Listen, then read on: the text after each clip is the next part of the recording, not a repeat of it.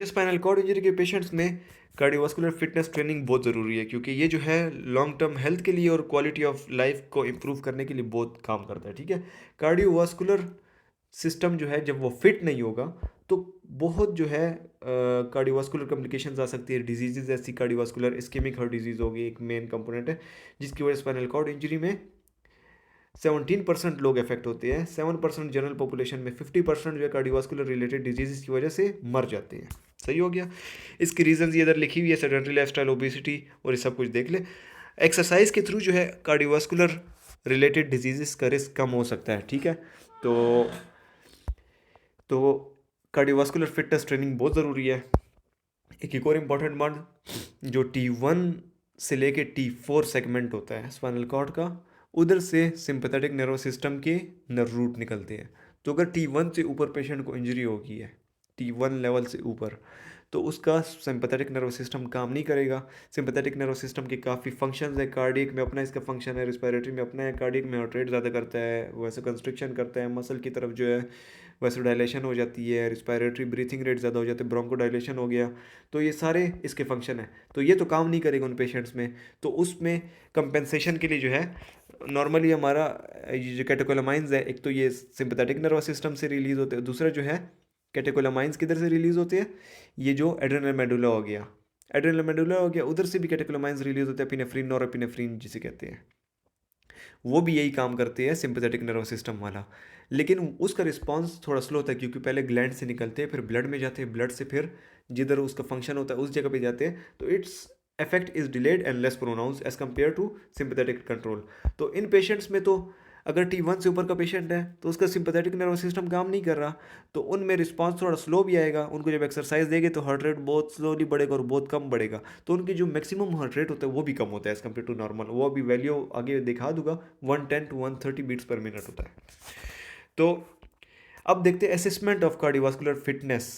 Patient के लिए ज़रूरी है असेसमेंट। क्यों ज़रूरी है कि हमने एक एक्सरसाइज प्रोग्राम उसके लिए सेट करना है, किस इंटेंसिटी का सेट करना है, वो डिपेंड करता है उसकी फिटनेस लेवल पे। ठीक है, कार्डियोवास्कुलर फिटनेस का हमें कैसे पता चलेगा, वो आगे देखते हैं। साथ ही साथ एक्सरसाइज करते वक्त उसके जो रिस्पॉन्स है उसको चेक करने के लिए आप कार्डियोवास्कुलर फिटनेस के टेस्ट बार बार करते हो, ताकि पता चले कि रिस्पॉन्स क्या आ रहा है एक्सरसाइज के थ्रू, ट्रेनिंग के थ्रू।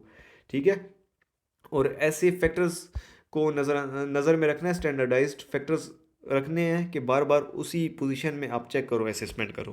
ठीक है, 3 मेन वेज है जिसके थ्रू आप कार्डियोवास्कुलर फिटनेस को असेस कर सकते हो। एक पीक ऑक्सीजन कंजम्पशन टेस्ट है जिसको VO2 पीक टेस्ट कहते हैं। एक है सब मैक्सिमल एक्सरसाइज टेस्ट, एक है फील्ड एक्सरसाइज टेस्ट। ठीक है, इसके थ्रू आप कार्डियोवास्कुलर फिटनेस को असेस करते हो, देखते हो पेशेंट कितना फिट है अगर उस एक्सरसाइज पे डाला जाए। तो इसमें क्या, VO2 पीक टेस्ट में क्या होता है, मोस्ट एक्यूरेट टेस्ट है, गोल्ड स्टैंडर्ड है।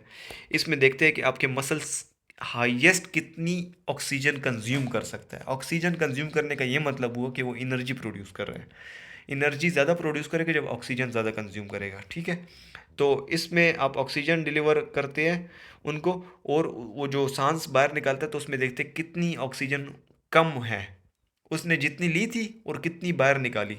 तो उसकी हमें अंदाज़ा हो जाता है कि इसकी बॉडी ने इतनी ऑक्सीजन कंज्यूम की है। साथ ही साथ उसका हार्ट रेट भी देख रहे होते हैं, और इसके यूनिट जो है लीटर पर मिनट या मिलीलीटर केजी पर मिनट है। ठीक है, तो इसमें एक्सरसाइज में पेशेंट को डालते हैं, और आर्म अर्गोमीटर्स हो गए, प्रोपेलिंग व्हीलचेयर एक होता है, एक तो VO2 पीक टेस्ट है कि VO2 मैक्स टेस्ट होता है।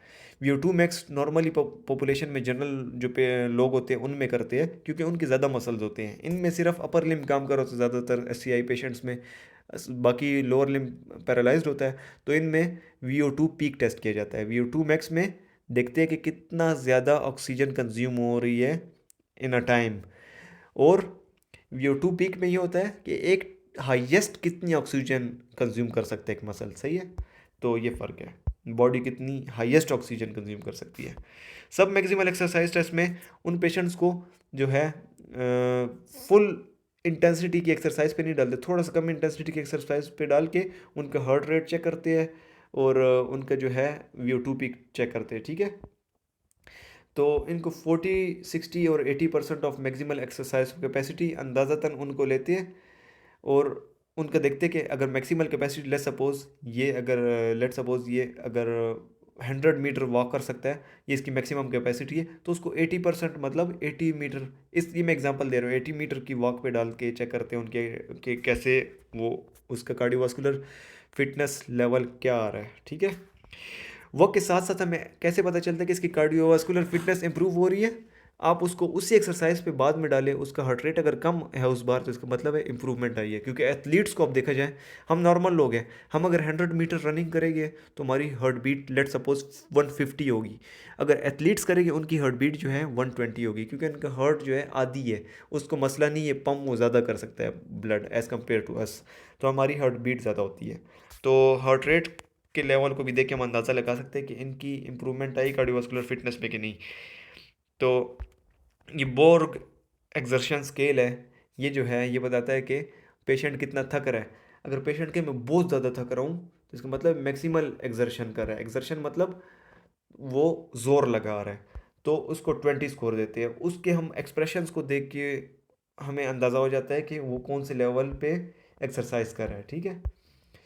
अच्छा, फील्ड एक्सरसाइज टेस्ट, थर्ड तरीका जिससे कार्डियोवास्कुलर फिटनेस को एसेस किया जा सकता है कि वो कितना अच्छा है, उसको जो है हम एक स्पेसिफिक वो जगह का दे देते हैं, तुमने इधर से लेके उधर तक वॉक करनी है इतने टाइम में, और चेक करते हो कितने टाइम में करता है, ठीक है। या एक डिस्टेंस हमने सेट कर दिया, या हम टाइम सेट कर लेते कि तुमने इतने टाइम में देखते कितनी ज़्यादा वॉक कर सकते हो, तो डिस्टेंस वेरिएबल हो गया। तो इस तरह हम चेक कर सकते हैं। ज़्यादातर जो मोस्ट स्टैंडर्डाइज टेस्ट है 6 मिनट या 12 मिनट व्हीलचेयर प्रोपोजल टेस्ट, क्योंकि व्हीलचेयर के पेशेंट है वॉक नहीं कर सकते, तो इनको व्हीलचेयर पे डाल के कहते हैं 6 मिनट में तुम जितना ज़्यादा चल सकते हो हमें बताओ, और उसके थ्रू देखा जा सकती है। देखिए डिस्टेंस और साथ ही साथ वी ओ टू पीक का उससे अंदाज़ा लगाया जा सकता है कि अगर इसने इतना डिस्टेंस किया है तो इसका वी ओ टू पीक कितना है। Response of people with spinal cord injury to exercise, तो जब स्पाइनल कॉर्ड इंजरी के पेशेंट्स को आप एक्सरसाइज पे डालते हैं तो उनके हार्ट कैसा रिस्पॉन्स करता है, हार्ट रेट ज़्यादा होता है या कुछ और ज़्यादा कंट्रैक्टिलिटी ज़्यादा होती है, तो वो देखते हैं, ठीक है। तो ये डिपेंड किस चीज़ पे करता है, एक तो उनके लेवल ऑफ इंजरी पे कि किस लेवल की इंजरी हुई है। अगर उनको टेट्राप्लेजिया हुआ है, उनके सिर्फ हाथ थोड़े बहुत काम कर रहे हैं, तो उनका रिस्पॉन्स अलग होगा। अगर कोई पेशेंट स्पाइनल कॉर्ड इंजरी का है वो चल सकता है, तो उसका रिस्पांस जनरल जो पेशेंट्स होते हैं, जिस जनरल जो लोग होते हैं, जिस तरह मैं हो गया आप हो गए, तो उस तरह उनका रिस्पांस होगा, ठीक है, नॉर्मल रिस्पांस होगा कार्डियोवास्कुलर का। लेकिन टेट्राप्लेजिक पेशेंट्स का या अपर थोरेसिक पैराप्लेजिक पेशेंट्स का रिस्पांस अलग होता है, ठीक है। तो वो जो है ये उसमें रिस्पांस किस चीज़ों पे आता है, कार्डियक आउटपुट पे, आर्टीरियोवास्कुलर, आर्टीरियो वेनस ऑक्सीजन पे, ठीक है। ये जो 3 फैक्टर्स है, ये रिलायंस ऑन आर्म एक्सरसाइज, वो पेशेंट हाथों पे एक्सरसाइज करते हैं, ठीक है, तो इसलिए उनका रिस्पांस अलग होता है। लोअर लिम्ब पैरालिसिस हुई होती है और सुपरास्पाइनल सिंपैथेटिक नर्वस सिस्टम, जैसे मैंने आपको बताया, उनकी कट ऑफ हुई होती है, तो उस वजह से इनका रिस्पांस अलग आता है। वो इन 3 फैक्टर्स, ये जो 3 फैक्टर्स है, ये इसकी वजह से कार्डियक आउटपुट भी चेंज होती है, और आर्टीरियो वीनस ऑक्सीजन AVO2 ये भी जो है उनका अलग होता है। तो ये फिक्स प्रिंसिपल के थ्रू आप जो है VO2 पीक का पता लगा सकते हैं। VO2 peak cardiac output multiply by arteriovenous oxygen difference. Arteriovenous oxygen किसे कहते हैं कि आपने आर्टरी के थ्रू टिश्यू पे ब्लड जाता है और टिश्यू से वापस किस तरह आता है, वेन के थ्रू, तो आप आर्टरी के थ्रू, आर्टरी में ऑक्सीजन वाला ब्लड गया टिश्यू पे, और टिश्यू से वापस डीऑक्सीजनेटेड ब्लड आया, तो ये आप देखते हैं कि कितना डिफरेंस आ रहा है, ऑक्सीजन टिश्यू ने कितनी ली और कितनी वापस आ रही है, तो इसको AVO2 कहते हैं डिफरेंस, ठीक है। तो VO2 पीक आप इस फार्मूले से अंदाज़ा लगा सकते हैं, कार्डिक आउटपुट और AVO2 डिफरेंस के थ्रू, सही है। कार्डिक आउटपुट किसे कहते हैं, हार्ट 1 मिनट में कितना ब्लड पंप कर रहा है, तो मतलब वो किस पे डिपेंड करेगा, हार्ट रेट पे और स्ट्रोक वॉल्यूम पे। मतलब हार्ट रेट का 1 मिनट में उसका हार्ट रेट कितना है, लेट सपोज 72 बीट्स वो कर रहा है, धड़क रहा है, उस पे कितना प्लम ब्लड जो है वो पंप कर रहा है, स्ट्रोक वॉल्यूम, एक बीट पे कितना ब्लड पंप कर रहा है उसको स्ट्रोक वॉल्यूम कहते हैं। इसके थ्रू आप कार्डियक आउटपुट डिटरमिन कर सकते हैं। ये जो डिटर्मिनेंट्स है, फैक्टर्स जिसके थ्रू हार्ट रेट जो है वो हो सकता है, चेंज हो सकता है, स्ट्रोक वॉल्यूम इफेक्ट हो सकता है, AVO2 इफेक्ट हो सकता है, size of exercising mass, muscle mass हो गया, और टिश्यू मसल जो होते हैं, मसल्स जो होते हैं, वो कितनी ऑक्सीजन ले सकता है ब्लड से, तो उस पर डिपेंड करता है AVO2 डिफरेंस, ठीक है। तो कार्डिक आउटपुट जो है वो सेंट्रल डिटर्मिनेंट है और AVO2 पेरिफेरल डिटर्मिनेंट है VO2 पीक का। कैसे? मतलब दिल दरमियान में है, सेंट्रल है, सेंट्रल उसकी वजह से VO2 पीक जो है चेंज हो सकता है, और AVO2 डिफरेंस की वजह से, जो कि AVO2 टिश्यूज़ की तरफ होता है, टिश्यूज़ दिल से बाहर की तरफ होते हैं ना, हाथों की तरफ, पाँव की तरफ, तो पेरिफेरली, तो पेरिफेरल डिटर्मिनेंट AVO2 है। सही है। तो सबसे पहले सेंट्रल डिटर्मिनेंट देखते हैं, कार्डिक आउटपुट।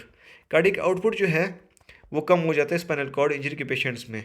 क्यों कम हो जाता है?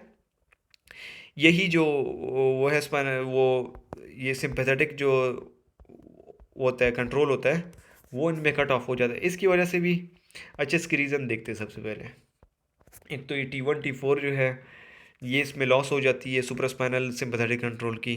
सही हो गया। तो ये एक मेन रीज़न है जिसकी वजह से उनका हार्ट रेट कम हो जाता है। ये देखिए हार्ट रेट की वैल्यू इधर लिखिए 110 to 130 beats per minute as compare to 200 approximately in normal people. ठीक है। तो फिटनेस ट्रेनिंग के थ्रू मैक्सिमल हार्ट रेट को हम लोग इंक्रीज़ कर सकते हैं। वो कैसे कैसे इंक्रीज़ होता है हार्ट रेट? ये इम्प्रूव्ड रिलीज रिस्पॉन्स ऑफ, वो जो मैंने बताया था कैटेकोलामाइंस हो गया, ये मसल्स अडॉप्ट हो जाते हैं जिसके थ्रू हार्ट रेट उनका ज़्यादा हो जाता है। स्ट्रोक वॉल्यूम, ये एक दूसरा फैक्टर है जिससे कार्डियक आउटपुट इंक्रीज होती है। स्ट्रोक वॉल्यूम जो है ना, वो भी SCI पेशेंट्स का कम होता है। मतलब एक बीट में कितना ब्लड निकल रहा है हार्ट से। तो वो क्यों कम होता है? क्योंकि वीनस रिटर्न पेशेंट की जो है वापस वीनस रिटर्न कम आ रही होती है, वीनस रिटर्न, और साथ ही साथ हार्ट की कंट्रैक्टिलिटी कम हो जाती है। ये दो फैक्टर्स क्यों होते हैं इस पे देखते हैं। सबसे पहले वीनस रिटर्न। वीनस रिटर्न क्यों कम हो जाता है? मैंने बताया था सिंपैथेटिक, वो था स्पाइनल, सुपर स्पाइनल कंट्रोल था, वो तो ख़त्म हो गया है। तो सिंपैथेटिक नर्वस सिस्टम क्या करता है? वासो कंस्ट्रिक्शन करता है पेरिफेरल जो आर्टरीज है। तो जब वासो कंस्ट्रिक्शन नहीं होगी तो ब्लड वीनस सिस्टम में रहेगा, ऊपर नहीं आएगा, जिधर ज़रूरत है उधर नहीं आ रहा, हार्ट की तरफ नहीं आ रहा ब्लड वापस। तो वीनस पुलिंग की वजह से जो है ब्लड वापस नहीं आ सकता। इसके अलावा जो मसल्स है, लोअर लिम्ब हो गया, एब्डोमेन हो गया, वो क्या करते हैं? ब्लड पंप करते हैं हार्ट की तरफ वापस। वो जब कंट्रैक्ट होते हैं तो उससे ब्लड निकल के हार्ट की तरफ जाता है। तो जब वो पैरालाइज हुए हैं तो ब्लड नीचे ही रहेगा, हार्ट की तरफ बहुत कम आएगा। तो जब कम ब्लड आएगा तो उसकी वजह से हार्ट ब्लड को कम पंप करेगा आगे। तो इस पे डिपेंड करता है। इसको कैसे वीनस रिटर्न को इम्प्रूव कर सकते हैं? लोअर लिम्ब एलिवेशन और इलेक्ट्रिकल स्टिमुलेशन के थ्रू। कंट्रैक्टिलिटी, ये एक और कंपोनेंट है, मैंने बताया कि स्ट्रोक वॉल्यूम कंट्रैक्टिलिटी पे भी डिपेंड करता है। कंट्रैक्टिलिटी मतलब हार्ट कितना स्क्वीज कर सकता है। ठीक है। तो जब सिंपैथेटिक एक्टिविटी नहीं होगी, कंट्रैक्टिलिटी कम हो जाती है। सही हो गया। तो इसके थ्रू स्ट्रोक वॉल्यूम भी अफेक्ट हो सकता है। पेरिफेरल डिटर्मिनेंट मैंने बताया VO2 पीक का, वो है AVO2 डिफरेंस। मतलब टिश्यू में, आर्टरी में जो ऑक्सीजन गई है और कितनी वीनस रिटर्न में ऑक्सीजन आ रही है, तो उसके डिफरेंस को।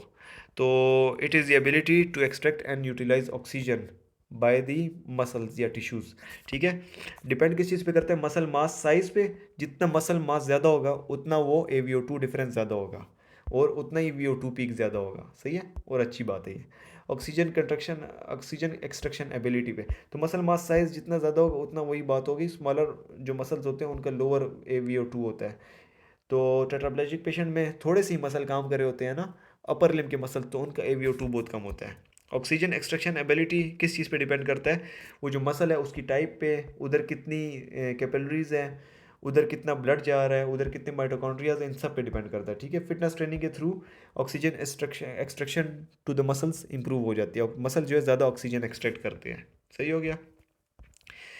तो यही बात इधर इन्होंने लिखी जो मैंने आपको बताया। सिंपैथेटिक कंट्रोल जो है वासो कंस्ट्रिक्शन करते हैं और मसल की तरफ ब्लड भेजता है, जो कि इनमें कट ऑफ हो जाता है। एक्सरसाइज प्रिस्क्रिप्शन पे आते हैं। एक्सरसाइज कौन सी देनी चाहिए स्पाइनल कॉर्ड इंजरी के पेशेंट्स को? तो एक्सरसाइज प्रिस्क्रिप्शन जो है उसमें हम फ्रीक्वेंसी को देखते हैं कि कितनी फ्रीक्वेंसी की एक्सरसाइज देनी चाहिए, कि कितनी बार देनी चाहिए हफ्ते में या मंथ में, इंटेंसिटी कितनी होनी चाहिए एक्सरसाइज की, और ड्यूरेशन कितनी होनी चाहिए। तो फ्रीक्वेंसी देखें 3 to 5 टाइम्स पर वीक, और कितनी देर के लिए? 20 मिनट्स के लिए। ये रिकमेंडेड है ACSM की तरफ से, American college of sports medicine. और इसकी इंटेंसिटी कितनी होनी चाहिए? 50 to 80% ऑफ VO2 पीक। सही है, या 70 to 85% of maximal heart rate. जैसे मैंने बताया कि ये जो स्पाइनल कॉर्ड इंजरी के पेशेंट हैं इनका हार्ट रेट कितना होता है ज़्यादा से ज़्यादा 110 से 130, 110 to 130। तो उसका 70 to 85% हार्ट रेट पे हम उनको एक्सरसाइज कराएंगे। ठीक है, तो सिमिलर ये गाइडलाइंस सेम ही है एससीआई पेशेंट्स के लिए भी जो कि नॉर्मल पॉपुलेशन के लिए है। सही हो गया, लेकिन इसमें हार्ट रेट जो है उसका सिंपैथेटिक कंट्रोल नहीं होता, तो उस वजह से हार्ट रेट पे हम डिपेंड नहीं करते इतना।